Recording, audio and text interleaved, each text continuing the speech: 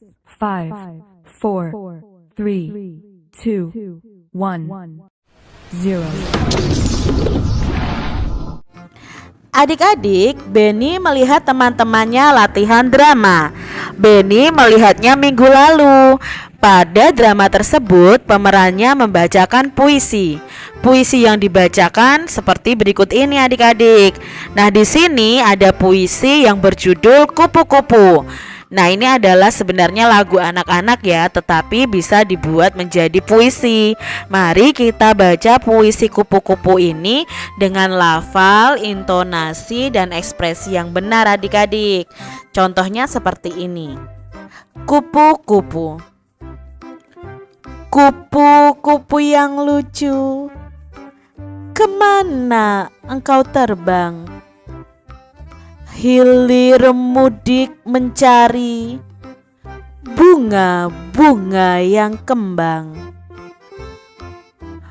Berayun-ayun pada tangkai yang lemah. Tidakkah sayapmu merasa lelah?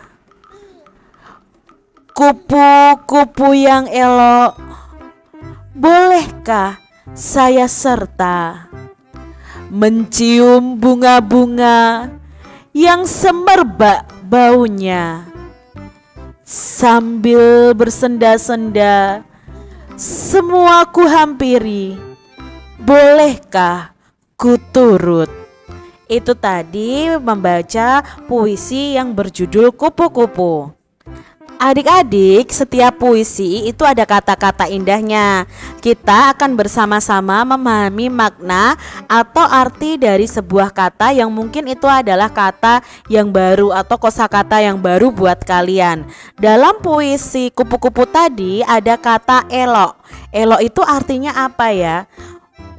Kupu-kupu itu sungguh elok warnanya. Nah, elok itu artinya adalah baik, bagus, atau cantik. Anak itu elok rupanya. Oh, anak itu cantik wajahnya. Seperti itu adik-adik. Lalu kata kedua yang ada dalam puisi kupu-kupu tadi ada kata hilir mudik. Apa itu artinya hilir mudik? Hilir mudik itu artinya kesana kemari, bolak-balik, atau mondar-mandir. Itu arti dari kata hilir mudik. Berikutnya ada kata berayun-ayun. Nah, berayun-ayun itu artinya bergantung dan bergerak ke depan dan ke belakang secara teratur, atau berbuai atau bergoyang-goyang. Seperti kalian kalau naik ayunan itu kan berayun-ayun. Nah, itu artinya kalian bergerak ke depan dan ke belakang secara teratur. Berikutnya ada kata semerbak. Semerbak itu apa ya? Bunga itu semerbak baunya. Nah, semerbak itu artinya harum merata adik-adik. Jadi tentang bau yang harum. Bunga mawar itu semerbak harumnya, misalnya seperti itu. Ada kata bersenda-senda tadi. Nah, bersenda itu artinya apa? Coba lihat gambar ini. Bersenda itu artinya adalah berkelakar atau bergurau, sampai ketawa ya di sini ya adik-adik ya. Jadi bersenda itu bergurau, bercanda ya, bersenda-senda. Nah, di sini pohon cemara di rumah Dayu roboh. Roboh dikarenakan tertiup angin. Pohon cemara yang roboh panjangnya adalah 2 meter 60 cm. Satuan meter dan sentimeter adalah satuan baku adik-adik. Satuan baku itu dapat digunakan untuk mengukur panjang. Satuan meter disimbolkan dengan M, satuan sentimeter disimbolkan dengan cm. Nah, berikut kita akan belajar mengenai macam-macam alat ukur yang di dalamnya itu ada satuan meter, ada juga yang satuannya sentimeter. Tentunya masih ingat ya adik-adik ya, bahwa kita itu belajar tentang alat ukur panjang itu ada yang tidak baku dan yang baku. Nah, sekarang kita akan belajar yang alat ukur panjang yang baku. Contohnya di sini ada meteran, meteran kelos atau roll meter, penggaris, jangka sorong, ada mikrometer. Apa Apa itu yang dimaksud dengan satuan baku? Nah, satuan baku adalah satuan yang sudah ditetapkan secara internasional. Nah, misalnya adalah satuan meter. Nah, alat yang digunakan untuk mengukur satuan panjang itu misalnya ada penggaris, ada meteran pita, ada mikrometer, ada jangka sorong. Nah, sekarang kita pelajari yang pertama adalah penggaris atau mistar. Penggaris atau mistar itu biasanya menggunakan satuan sentimeter. Coba adik-adik lihat penggaris kalian itu biasanya ada satuan cm, itu berarti sentimeter. Nah, ini digunakan untuk mengukur benda seperti buku tulis, pensil, penghapus, tempat pensil, daun, panjang jari, meja, kursi, figura foto. Nah, ini biasanya maksimal itu panjang penggaris adalah 30 cm. Kecuali ada penggaris kayu yang ada di kelas itu panjangnya bisa sampai 100 cm atau 1 meter. Lalu alat ukur yang kedua adalah meteran pita. Seperti ini meteran pita. Biasanya digunakan oleh penjahit ya adik-adik ya. Ini menggunakan satuan sentimeter. Biasanya digunakan untuk mengukur kain, mengukur baju, mengukur badan ya, badan manusia. Kalau yang mau membuat baju itu kan biasanya diukur dengan meteran pita ini. Berikutnya itu ada meteran gulung atau roll meter. Nah, ini biasanya digunakan oleh petukang atau orang-orang bangunan adik-adik ya, tukang bangunan seperti itu. Nah, biasanya di sini ada satuannya itu yang sentimeter dan meter. Setiap nanti 100 cm itu berarti sama dengan 1 meter. Nah, kegunaannya itu untuk mengukur benda-benda yang panjang. Misalnya tanah, misalnya lagi panjang ruangan ya seperti itu. Pintu, meja, papan tulis dan sebagainya. Berikutnya ada jangka sorong. Nah, jangka sorong ini menggunakan satuannya itu sentimeter dan milimeter. Maksimal itu 30 cm. Tidak ada jangka sorong yang lebih dari 30 cm. Nah, untuk mengukur jangka sorong ini untuk mengukur benda-benda yang berbentuk lingkaran seperti cincin, mur, lingkar jari, pensil dan kelereng. Nah, di sini adik-adik ada percakapan. Kita akan melihat ada pertanyaan yang diberikan. Benny melihat temannya berlatih drama. Jarak Benny dengan teman yang berlatih itu 4 meter. Maka alat untuk mengukur jarak adalah, kira-kira kalau jaraknya 4 meter itu menggunakan penggaris, apa roll meter atau meteran pita atau memakai jangka sorong adik-adik? Ya, yang lebih tepat adalah memakai roll meter atau meteran. Lani mengukur panjang papan tulis. Setelah diukur panjangnya itu 300 cm. Artinya panjang papan tulis tersebut sama dengan titik-titik meter. Yuk adik-adik ingat bahwa 1 meter itu sama dengan 100 cm. Kalau 300 cm berapa meter? Berarti kita mencarinya dengan perkalian atau pembagian. Ya, dengan pembagian adik-adik. Berarti kita cari 300 cm dibagi 100 ya. Nah, sama-sama punya angka 0 kita coret. Karena pembagian ya. Ingat di materi sebelumnya ketemu pembagian yang baru yaitu 3 dibagi 1 sama dengan 3 meter. Jadi 300 cm itu artinya panjang papan tulis tersebut sama dengan 3 meter. Nah, alat ukur yang tepat untuk mengukur papan tulis adalah apa nih adik-adik yang tepat untuk mengukur papan tulis yang panjangnya 3 meter?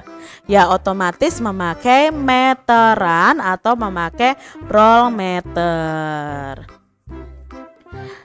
Perhatikan data tinggi badan teman-teman Benny. Nah, di sini Udin itu tingginya 117 cm, Edo 1 meter lebih 20 cm, Dayu 100 cm, Lani 105 cm, Siti 1 meter.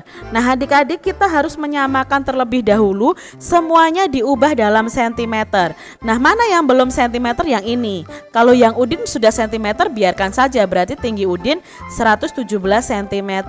Nah, sekarang kita cari yang Edo. Edo itu 1 meter lebih 20 cm. Maka kita ubah yang meter ini menjadi cm. Caranya bagaimana Kak Citra? Nah, caranya seperti ini. Kita tulis dulu 1 meter lebih 20 cm sama dengan titik-titik cm, karena kita mau ubah ke dalam cm. Adik-adik masih ingat 1 meter itu ada berapa cm? Ya, ada 100. Berarti ini sudah kita ubah saja langsung. 1 meter ini kita ubah menjadi 100 cm ditambah 20 cm ini. Kita tidak perlu ubah ini karena ini sudah cm. Nah, sekarang 100 ditambah 20 sama dengan 120 cm. Jadi tinggi Edo kalau diubah dalam cm itu 120 cm. Sedangkan Dayu ini sudah cm ya, kita tinggal tuliskan cm. Lani 105 cm ya 105 cm. Sekarang Siti itu 1 meter. Ingat 1 meter itu ada berapa cm adik-adik? Ya, 1 meter itu ada 100 cm. Berarti jawabnya di sini Siti itu ada 100 cm.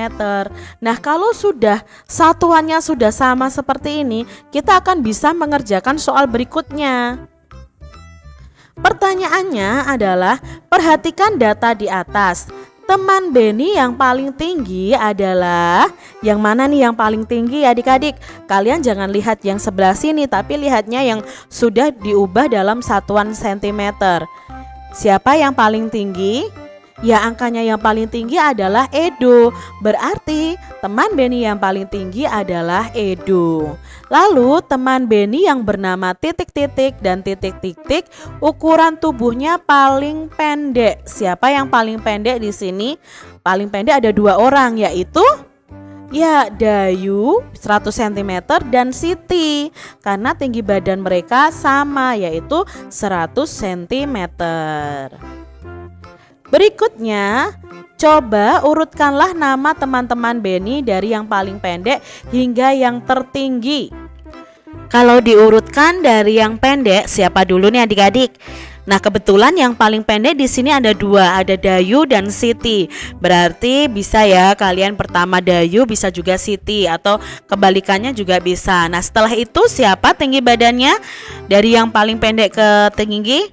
Ya, Lani urutan berikutnya. Setelah itu ada Udin dan yang paling tinggi ada Edo. Adik-adik, Beni dan temannya sudah belajar matematika. Kemudian jam pelajaran berikutnya adalah olahraga. Nah, di sini mereka menirukan gerak bunga mawar di taman. Gerakannya seperti ini adik-adik. Kalian bisa menirukan gerakan ini ya. Gerakan ini adalah gerakan kedua tangan. Awalnya di atas kepala seperti ini. Bentuknya seperti bunga yang menguncup. Lalu dari atas sini tangan masih menguncup seperti ini, ditarik ke depan dada kita. Setelah itu kedua tangan dibuka seperti ini, seperti bunga yang sedang mekar. Jadi gerakannya dari atas sini ke depan dada, lalu tangan dibuka seperti bunga yang mekar. Gerakan yang berikutnya itu seperti ini adik-adik. Yang pertama itu adalah gerakan kedua tangan di atas kepala seperti bunga yang menguncup, lalu digerakkan ke kiri dan ke kanan. Setelah itu gerakan kedua tangan membuka seperti bunga yang bermekaran, lalu digerakkan ke kiri dan ke kanan. Tangannya masih membuka seperti ini. Yang ketiga gerakannya adalah kedua tangan di atas kepala seperti bunga yang menguncup, lalu digerakkan berputar atau melingkar. Ini adalah gerakan berikutnya. Nah, kalian bisa tirukan gerakan kedua tangan membuka seperti bunga yang bermekaran, lalu digerakkan ke kanan dan ke kiri. Nah, kakinya secara bergantian maju ke depan atau istilahnya gejuk depan, itu bergantian juga antara kaki kiri dan kaki kanan. Itu adalah gerakan bunga mawar di taman yang bisa kalian tirukan. Setelah menyimak video pembelajaran, anak-anak baca tambahan buku Bu Pena 2C halaman 58 sampai dengan 60. Kalau sudah, di situ ayo kerjakan Ayo berlatih tentang alat ukur. Bisa langsung ditulis aja jawabannya di buku bupenanya, lalu dikumpulkan di Google Classroom ya. Terima kasih, semoga anak-anak ustazah dapat memahami semuanya. Wassalamualaikum warahmatullahi wabarakatuh.